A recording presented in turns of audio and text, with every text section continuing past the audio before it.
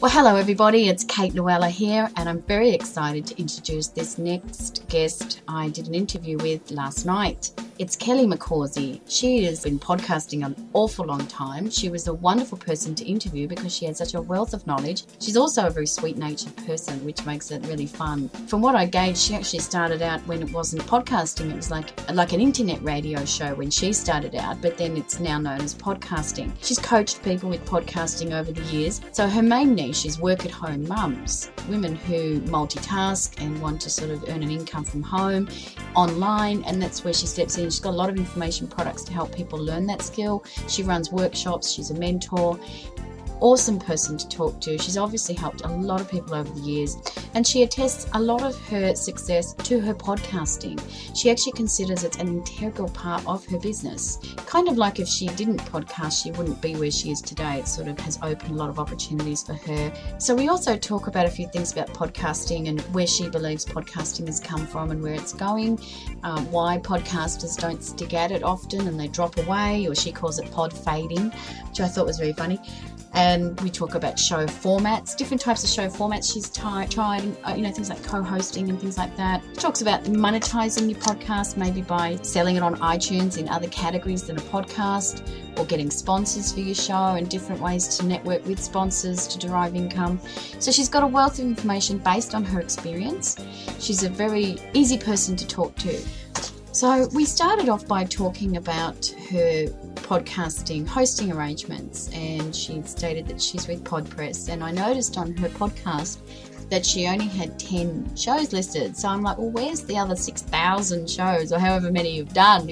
I think in the end she said she had 400, I think she said. We talked about that throughout the interview, but essentially she said that she programmed her Wordpress to just release the last 10 shows, and the rest she keeps all on her blog. Kelly's got books out, she's got workshops going all the time. We talk about her current workshop, which is the sales funnel plan, which I'm going to join anyways, and I think that anything that Kelly brings out is going to add awesome value to your repertoire. So without further ado, let's get started now. Here's Kelly.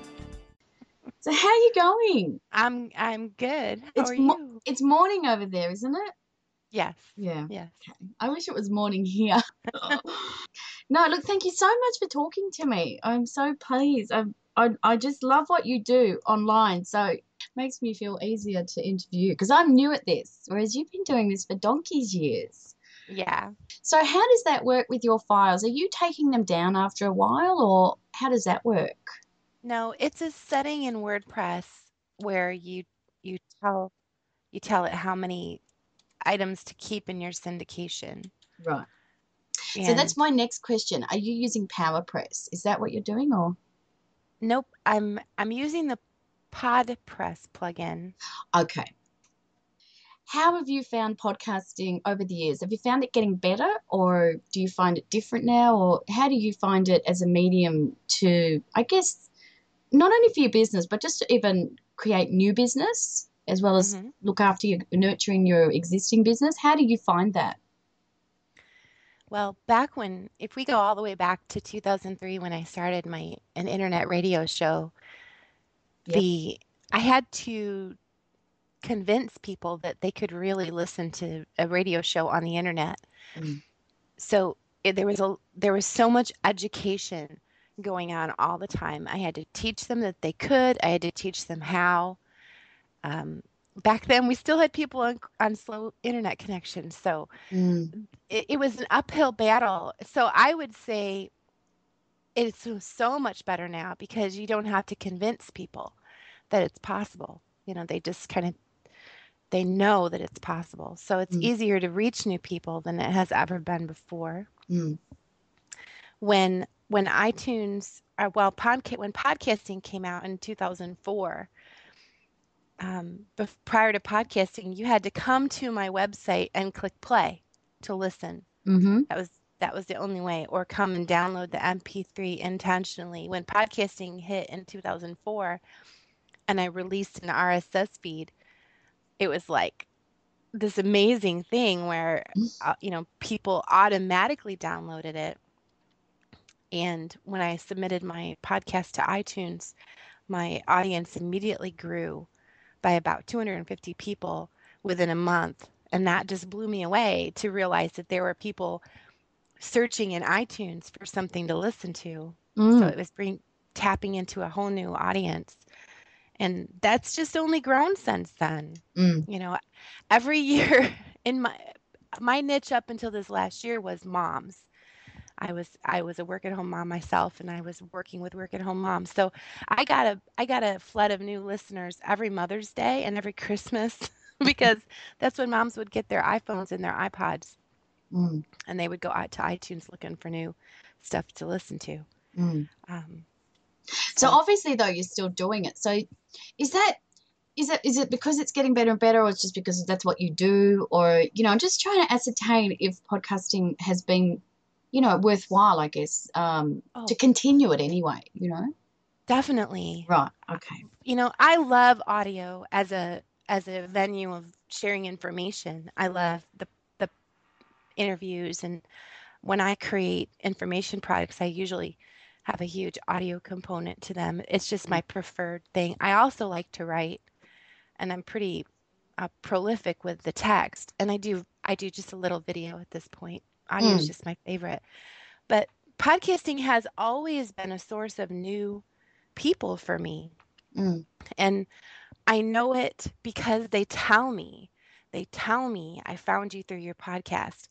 My husband found you in iTunes. So, as long as people are telling you that that's where they've come from, that there's way more that don't tell you.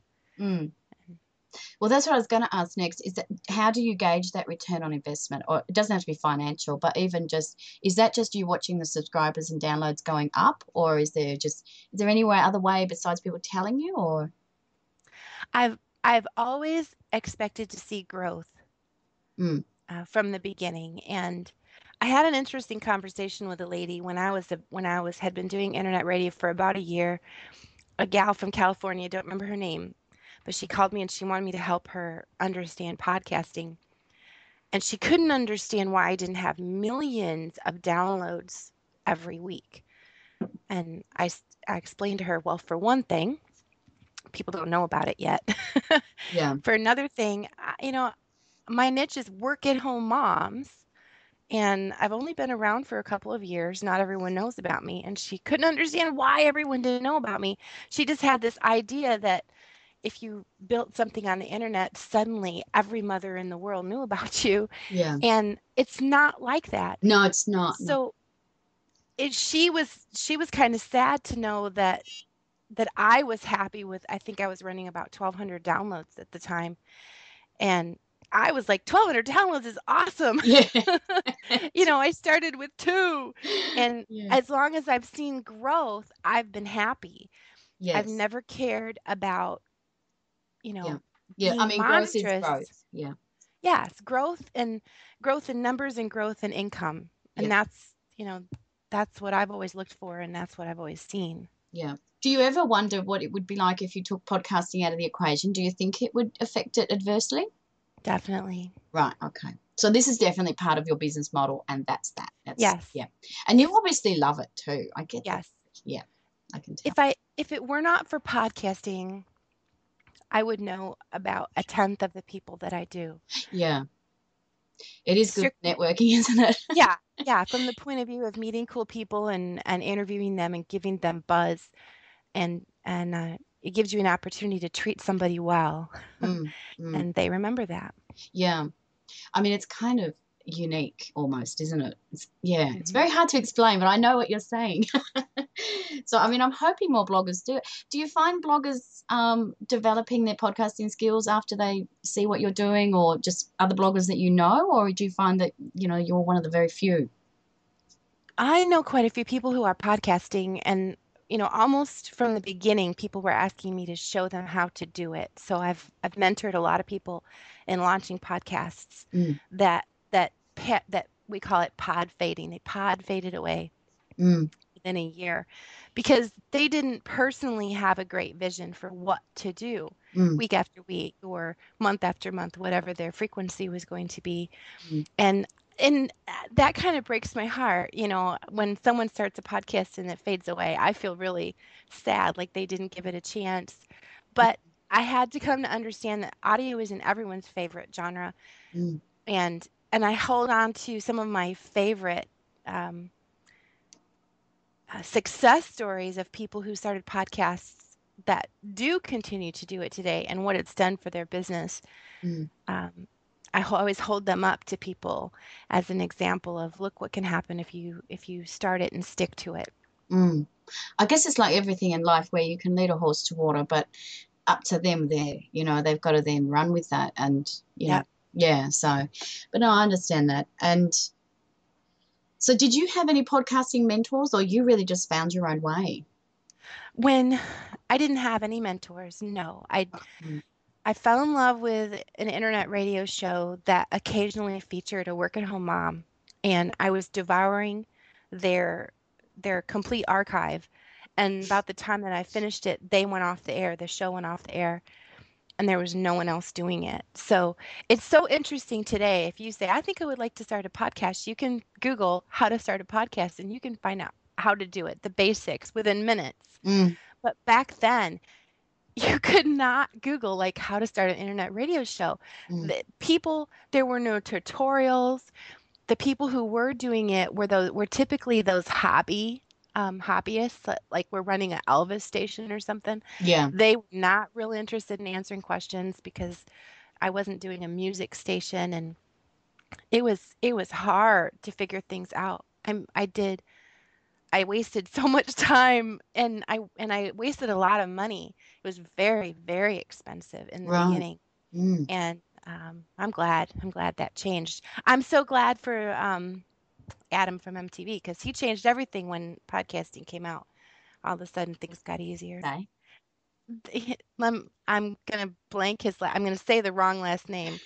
Um, he's the guy that invented podcasting. I, I He's don't the know. No, famous I don't guy. know who that is though. I thought it was the Apple that brought it out because it's podcasting. They said a name between iPod and Adam Curry. broadcasting, isn't it? Sorry, Adam Curry. Okay. Okay. See, I've never heard of him, but that's all right. Well, okay, so no, Apple did not invent podcasting. This is Right. interesting. Yeah. How podcasting, you think of iPod and you think of podcasting, right? No, but I'd read that somewhere that the term Okay. podcasting came from, yeah, that I didn't No, necessarily think that they actually no. created it, but Pod, yeah. the POD stands for portable on demand. Right. Yeah. And Adam Curry's the famous face of it, but I'm sure it was a geek friend of his that figured it out. We Right. just don't know that person's name. But yeah, it was not. Um, obviously Apple with their iTunes and their iPod is Yeah. responsible for the huge growth of it Yeah. because they had the tool that everyone could use. Yeah. And what about iTunes being free? Do you think that's a bad thing or you don't mind that? It's a great um you can sell your podcast if you want to. But not on iTunes. That's what I mean. Right. Yeah, you could there's all kinds of ways that you could sell your podcast on iTunes, just not in the podcast place. You could have it app. Oh, okay. And you can have it in the music. I think I've seen Yeah. one of them. The Yeah. the premium podcasting model never really took off. People tried really hard. And I know there are a few people that do that, Mm. but it didn't ever get. If it had taken off, I bet iTunes would have figured out a way to do it. Yeah, I always thought that was a bit odd that they didn't sell them on iTunes because you can buy everything else on iTunes except the podcast. Mm-hmm. It's like an insult a bit. I think it's a bit insult. But anyway, you're hosting. Now you said you use Podpress, but who actually hosts it? Is that Libsyn or? No, I have my own dedicated server and host my own files. Right, okay. Because you'd have, I guess you've got your whole back catalogue, but you've only got, as you said, through Podpress, the last 10 show on iTunes. The rest you have all on your website. Would that be right? Yes. Wow. Yes. Must cost you a bit of money hosting all that. Not not It really. doesn't. Well, how do you do it so cheap? Well, it's not video. It's Well, only audio, I suppose, isn't it? it's audio, and I own the hosting company. It's Right. part of my overall funnel. So Well, I get that it. kind of helps. Yeah. It's You get not like that a staff expensive. discount. It's not that expensive. And honestly, I have over 400 episodes total between Mama, the podcast I've done. I don't keep all of those old podcasts up there because frankly, I'm embarrassed by them. Right. And so I don't maintain my entire catalog, but several hundred. Crikey. Oh, that's excellent. Well, that is amazing because several hundred is a lot. But, I suppose, do you do any video or you only do audio? I do just a little. Okay. Just a So it little. depends what you're doing. Yeah. Yeah, no, I understand that. Well, where are you now with all your online business? I have a website called Use Your PLR That's right. where I help people put their PLR into action. Yes. So what they produce the PLR and then you help them sell it, is that right? Or No. no? They have bought PLR from people like Nicole Right. and Alice and Melissa and Ronnie and they've got thousands and thousands of dollars of PLR on their computer that they haven't used and they come to Use Your PLR for help Right. in getting it out there. Right. Okay. So helping them sort of syndicate. Using it. Yeah. Deploying their PLR, releasing the products, publishing the content. What, through autoresponders, things like that? And yeah. I understand. That's fine. So that's all right. Now with your products, I do like the sales funnel. I want to talk to you briefly about this. Now, you said before there's a lot of ways you can monetize the podcast. What do you find to be the most successful ways in your history? Well, your experience. When I first started my show back in 2003, I had a sponsor. They paid me a monthly advertisement fee and they had branding on my website and I mentioned them in every episode. And I had other advertisers as well. When I was in the work at home mom niche, they're a very advertising hungry group. And so there was always lots of advertisers and that was my whole profit plan from the beginning because back then I didn't have information products or membership sites. I was just a work at home mom doing web design and graphics and things like that. Over the years, as I had my own things to promote, I started to trim out the advertising that I would accept. And after a couple years ago, I finally let my founding sponsor go. I kept my founding sponsor longer than many would because they were my friend, Right. But there came a point where there was just a natural moment to split. And so I don't have sponsors anymore. I promote my own self through the podcast and bringing people back to my website and getting them onto my mailing list. The profit comes through, just bringing them into my funnel and getting them interested in what I can help them do. Yeah. So do you ever add a podcast, say a recording to a product you're selling or have it as a incentive to sign to a list? I mean, is there any way you ever get around that or it's not how you deal with your podcasts? I do. If you don't have to be on my list to listen to my podcast, but I have transcribed some favorite interviews, and those are only available to list members. Right. And I have in the past used podcast interviews, really good podcast interview transcripts, to make something else look good, to use it as a bonus. I'm not currently using anything that way, but it is a really good idea. And so what type of ones would you use as a bonus? Well, if I choose to transcribe something, it's because I felt like there was just something really meaty in that podcast. And, so for example, when I interviewed Carrie Wilkerson, I definitely transcribed Carrie and made that, kept that around because I know she shared good meaty information. It's not that, of course, every episode I want there to be great information. Yeah. Not everything is something that I'm going to know that I'm going to want to promote again. Is she from NAMS? Is that? Carrie did speak at the NAMS in this past winter. Right. Only because I heard her name, when in your podcast I was listening to before. And I have noticed, I'll start it this way. that people tend to do a podcast show in a certain format and that's it. Whereas with yours, you often do like 3 different parts. Like you have like a 10, 15-minute chat introduction when you're talking about whatever's on your mind. Then you'll have your interview. And then even after that, you'll still have more discussion about maybe a new product or something. Is that pretty much a format you've had throughout? Right. And it changes. It's changed over time. Sometimes I have had a co-host join me for a few episodes. Sometimes it's just me. If there's no guest, then we call it Coffee with Kelly. Right. I pretty much I resist any effort to define exactly what I have to do every week. Yeah. I like to kind of fly by the seat of my pants. It's kind of the one advantage of working for yourself. Yeah. That and eating lunch whenever you want. Otherwise, everything else is harder. I know. I thought that's really interesting the way you've done that. Quite liked it, because it made people listen throughout the show because they think, well, what's coming up next? So anyway, now this is a good question. Do you edit your audios or anything, or do you just interview and run it? I pretty much interview and run it unless something would embarrass my guest. Right. I'm not looking for perfection from myself or my guest, but if the dogs barked and, significantly, or, one of the kids cried, or, Yeah. Or they got confused and fumbled. It doesn't happen often, but I'll always protect my guest. Yeah. As I'm recording the podcast, I'm making notes and I'll quickly jot down the minute mark where the problem occurred. That way I can just run back and edit that out. That's a good tip. And when do you edit that in Audacity or GarageBand or? I use Adobe Audition. Oh, okay. All right. I'm on a PC, not a Mac. Yeah. Or I would use GarageBand. Okay.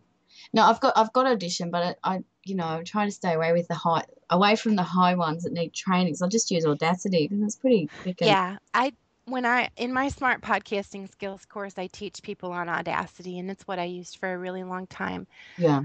But if you have any kind of issues with audio, Audacity can't handle it. If you have problems with a hum on the line or a big difference in volumes, you're going to quickly get tired of Audacity. Right. I highly emphasize free tools whenever possible with my people too. But there's a few things like this. Adobe Audition is an expensive thing. I do highly recommend if someone is going to work with audio for quite a while. Well, you've convinced me. And there's no affiliate program, so it's it's because I mean it. Yes, I know. And look, I own it. It's sitting on my desktop. I just, I don't want to learn another one. I've got to go back on lynda.com and learn it again. And, but that's what it's like with an online career. So, isn't it? You've got to multitask and, dear. So, all right. Now, what else have I got on my list? You'd said you'd started some coaching recently and that you'd said they'd sort of asked you to step up and pushed you to try take it to the next level. That's right. So, have you done anything drastic to do that? You know what I mean? You're probably referring to after the winter NAMs, right? Back in February 2012. Right. I really enjoyed Paul Evans and Carrie Wilkerson, and I signed up for one of their coaching programs. It was a group program, but I had some one-on-one time from Paul at NAMS, and there was a bonus. I got one-on-one time with Carrie, and the big thing was raise your prices. They wanted me to raise my prices, right. And I did. I did what they told me to do, right. And I raised my coaching prices and implemented and all that. And I'm glad I did. I don't really have an issue with believing that my time is valuable, but my concern is always that the person who needs it be able to access it. And they really kind of beat that one out of me. Right. I can, my prices are higher, but I still have avenues for helping people who really want it and can't afford it. It's just not on my sales page. I guess even pricing your info products when you create them is tricky. So it's easy for you to come in and say, well, this is, I can charge this. Well, I have a workshop that I teach a few times a year called Plan Your Offer Funnel. Because I noticed this. Now, it said there was 3 sessions, and they're recorded? Is that right? Or I've been doing it live. I'm going to do it live about once a quarter. When you sign up for the Plan Your Offer Funnel workshop, you get access to the session recordings of previous workshops. But then you get to attend future ones live. So it's a one-time price access, but it's almost like a membership because you can come back to future workshops anytime you want to. Right. When you're brand new and nobody knows your name and you want to start selling information products, it can be difficult. It can be hard to decide how to price yourself and market yourself. And the workshop I really go into, teaching how to do that. How do you begin selling yourself, your knowledge, your expertise, and in a way that there's no huge disconnect, like you're saying, because I've been in business for as long as I have, and I have a history where people are aware of me and what I've done and things like that. So I can make an information product, price it, and start selling it. And you're saying it's not that easy. It's still tough. It's not. Yeah. I still have to be addressing a felt need. But the offer funnel teaches you how to go from scratch to begin promoting your, information products. And the key is always to start with something at a no-brainer price. Right. You don't generally, unless your market is attorneys and doctors and high-end people, you don't come out of the gate and sell something for $500 or even $100. It's just, you don't do that. Instead, you start with something small at a no-brainer price, and you get people to turn over small amounts of money and feel like they get value. Sorry, what's a small price? Do you mean it depends on your target market. Right. If for example, if your market is frugal, if you're selling cookbooks and home guides and parenting things and you're working with a frugal market, then a no-brainer price is probably $5, $7. But if you're working with someone who's not quite so frugal, the no-brainer price might be $25. But it's got to be absolute no-brainer. There really is no such thing as too low of a price when it comes to those first little bits and pieces that you sell, because you just need to get people to try you in a way that they just don't perceive there's a bunch of risk. It's funny though that you say that, because I was talking on a forum the other day about this, and they'd sort of said, if you go too low, like your price is too low, well, first of all, affiliates won't promote it. So they said that's your first problem. And the second was, they said sometimes it's too cheap and people don't think it's of any value. So I guess you got to get that balance right.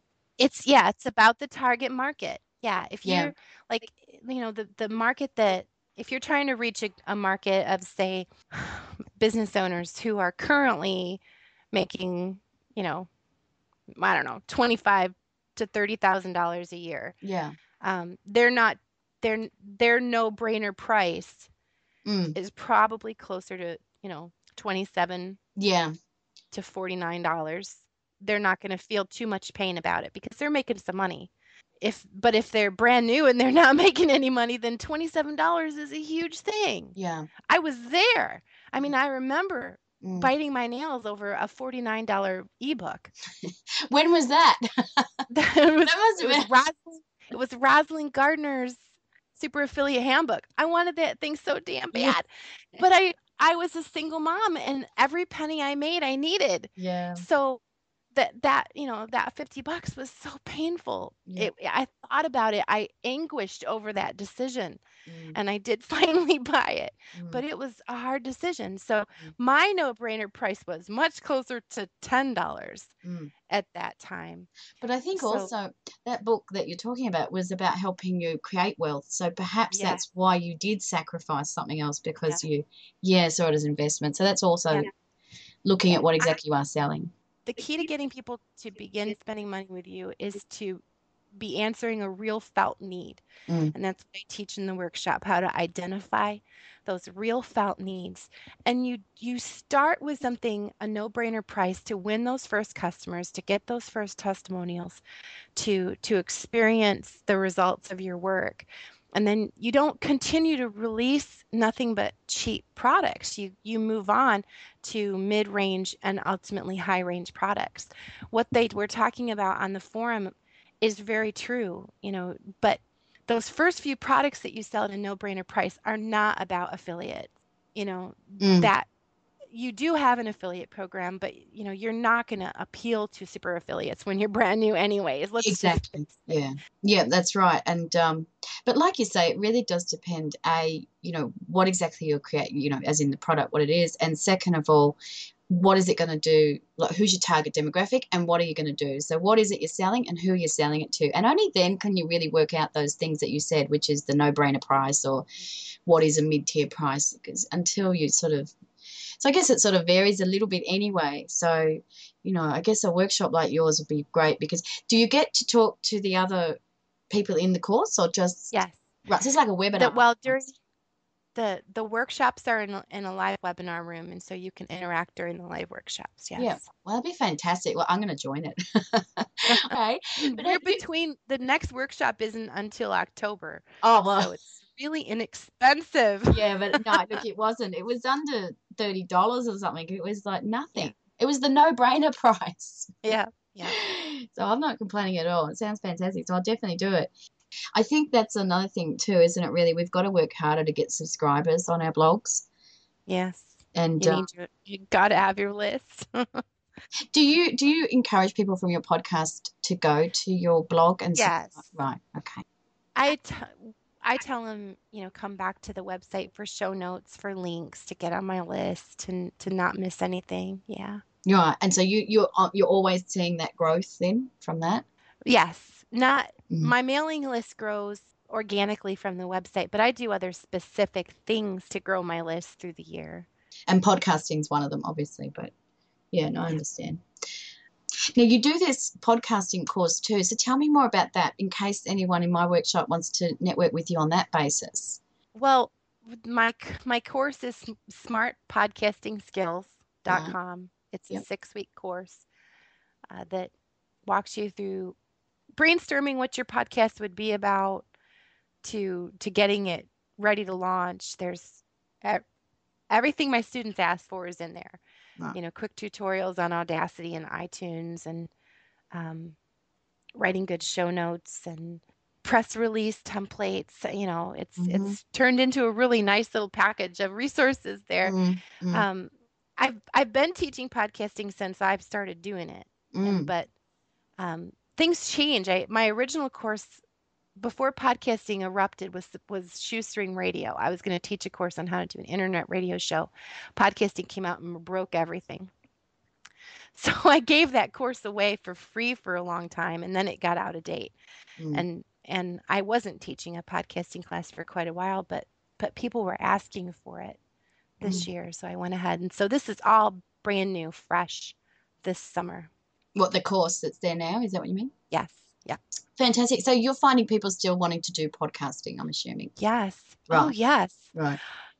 I used to, when my niche was work-at-home moms, I used to go around saying, why moms should be podcasters. Moms make great podcasters. But now it's solopreneurs is my niche, and I still think everyone should be podcasting. I've said you'll be podcasting sooner or later, and I think it's true. I think everyone should be doing it. Yeah. And I realize some people just don't love audio. Yeah. And that's okay. But yeah, you should get over it and just do it. Yeah. I guess there's just certain people that are cut out for some things, and they're just not cut out, for others. You touched on this before, that a lot of podcasters drop off. What did you call pod fading? Was that it? I love that too. I'm going to call that a chapter. No, pod fading. So is that the main reason you think that it's just they don't get their end goal sorted? It's not because their podcast doesn't do well. It's really because they're not committed to it. Would you agree with that? Is that? I do. In my course, I tell people to make a great, big, huge list of topics.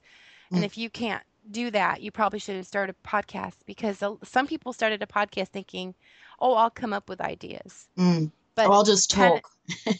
10 episodes in, they're feeling kind of lost. Mm. You know, when we start a blog, we do not get immediate fame. We do not get immediate tons of traffic. You know, we write blog posts that 25 people see in a month, you know, but we seem to accept that there's a slow organic growth that comes with a blog. But with a podcast, I think some people thought that they were going to immediately get a huge reaction to it. So if they look and see, oh, that episode only got 25 downloads, they feel like this is a waste of time. And it's not like anything else. It takes time to grow, and you have to promote the doggone thing. Yeah. So how do you promote yours? Well, you tell everybody that you can, that you've got one. You know, like I said, when I started in 2003, I had to educate people. So I had a page on my website that explained how to download, how to listen, how to download, how to, you know, how to subscribe in iTunes, how to subscribe in Zune, even though nobody ever had a Zune. You know, I had to educate and teach and point people there and tell people, I have a podcast, I have a podcast, I have a podcast. And I still do. I still tell people that, you know, I still, my Twitter profile says, you know, I'm looking for cool solopreneurs to interview. My email, PS, you know, points out my podcast. You just got to tell people. But like I said, the course comes with press release templates, because that's one of the smartest things you can do is definitely do a press release announcement when you start a new podcast, and give your podcast guests, give them a template or fill it out for them, so that they tell people, send out a quick press release about their appearance, and that really helps. Okay, I never even thought of that. FeedBurner, do you rely on FeedBurner at all? Do you have any opinion of it? I get mixed Do I have an opinions. opinion on whether it's closing down? Well, they're saying it's not closing down, but they're closing down a part of the developer side. But do you even use it now? Because I do. You do. Okay. You don't need any kind of a plugin, and you know, to be a podcast. All a podcast is a media file attached to an RSS feed. So linking to an MP3 file from your blog is a podcast. Yeah. But you were not getting the iTunes then, are you? Well, the plugin, whether you're relying on FeedBurner for it or you're relying on a plugin, it lets you provide iTunes with information, attributes, category, things like that. That's all it does. And technically that could be done without a plugin, but we don't want to do that.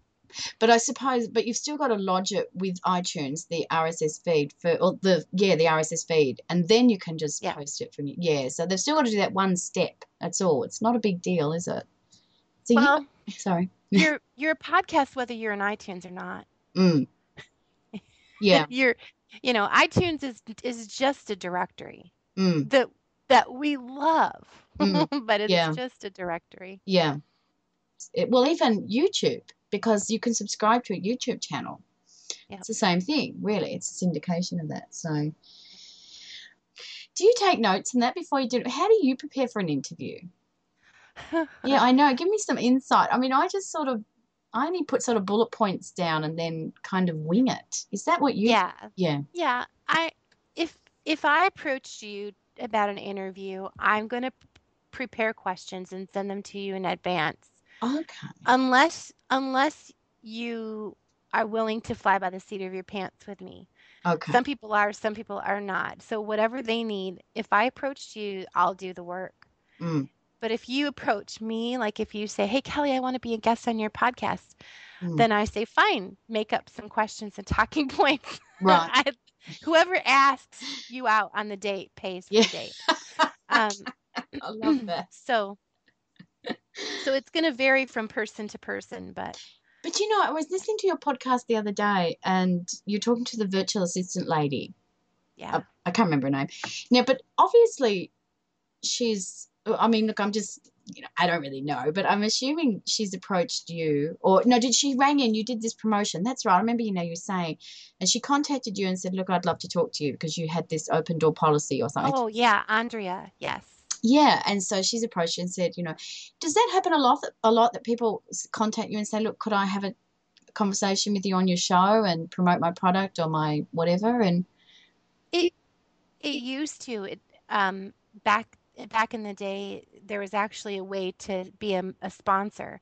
mm, You could sign up to do a quick 5-minute promo about your product or mm, your service. I don't do that anymore, where you pay to do that, but um, that day I had an open phones day, yeah, I kind of know. fun. That's right. I thought that was awesome. So, And that was fun. I'll definitely do that again, but uh, I would like to do more things like that. mm, When Andrea did that, I got comments from friends that they just loved that because they missed that old format where would have multiple guests on in one show. mm, I'm open to that, yeah, but I guess, it like you just say, has to be organized. yeah, you got to have that strategy, don't you? Otherwise, it gets lost. Yeah. Um, so yeah, and now one last thing, I want to talk to you very briefly about this book. Have you just released a book? You have. Solopreneurs are smarter. Yes. And is this on Kindle, Amazon, or It will be. okay, I haven't added it to Kindle yet. right? Because I love Kindle. Me too. I have a romance with him, I should say. I'll let My it kid, out, I I think. I got a Kindle for Mother's Day this year, and it's been very busy ever since. Yeah. Mm. There's no one else in Australia that loves it except me, but anyway. But have you ever talked to anyone from Australia before with your podcasting? Okay, who? Yeah, Who?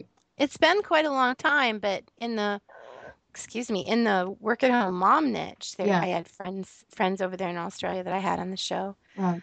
Yeah, Okay. it's been a while. I do, I get people from the UK Mm. and all And over the place. you said you did co-hosting. How did that evolve? Did someone approach you? Did you approach them or? I love doing it, and I can float a conversation, you know, pretty easily. But there are times when it's just nice to have somebody to bounce back and forth with. And Yeah, yeah. I would like to do it again. Actually, I have plans for a new group podcast. Um, Not Solo Smarts. Solo Smarts will always be my thing because it's part of my specific offer funnel. Right. But I have a plan for another podcast, which will be group, Right. where instead of me being the host and having guests, there will be a group of people, all um, equal, Right. chatting different topics. I've always wanted to do that. There's a few good podcasts out there Yeah. that do that, and I enjoy them so much. And I've got so many smart friends that I know would be awesome in that kind of a format. Yeah. That would be I would, great. And I guess then not anything particular, I suppose, whatever you all talk about, and then you sort of mash it together, sort of thing. yeah. Yeah, no, like the guys, Pat Flynn and that did that recently. It was awesome. It was really good. There was a Hmm. lot of laughter and Yeah. yeah, I know, fun times. But look, I will let you go, but thank you so much for talking to me, Kelly. You are quite an inspiration and obviously know what you're talking about. So, is there anything else you want to talk about before we go or If you're thinking about podcasting, go for it. yeah, yeah. You the biggest thing, I relented this year and I decided that you do not have to make a lifetime commitment to podcasting if you don't want to. There's a really good podcast I've listened to, Internet Marketing for Smart People. It's from Copy Blogger. Right, They do seasons. They do seasons where they'll do 12 episodes and then they take a break. right. Yeah. So you don't have to make a commitment to Mm, week after week after week. You can just decide, I'm going to do a season of 10 podcasts. yeah. And then decide if I want to do another season. You don't have to make a big old commitment and get scared by that. Just give it a try. Yeah. Yeah, I agree. I agree. And just don't put pressure on yourself. Don't think you have to spend $1,000 to get started. Just That's right. keep it low scale, keep it, especially if you've got a blog though, because you've already got your tribe. So you can sort of start there anyway, promoting it just to them. And But anyway, look, I'll let you go. And yeah, look, I'll definitely be in touch soon. But it was wonderful to talk to you. Thank you so much. And, I interviewed Tyrone Shum the other day and I forgot to push record. So I, have you ever done that? oh, I have, yes. Oh, I feel better now. Lucky for me, Tyrone's a professional and he did push record. So that was a relief because I was thinking, oh no.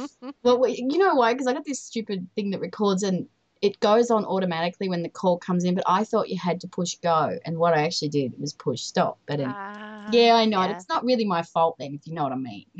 It's a Yep. technical thing, but I'm sure practice makes perfect. So, All right. All right. all right. Thanks so much, Kelly.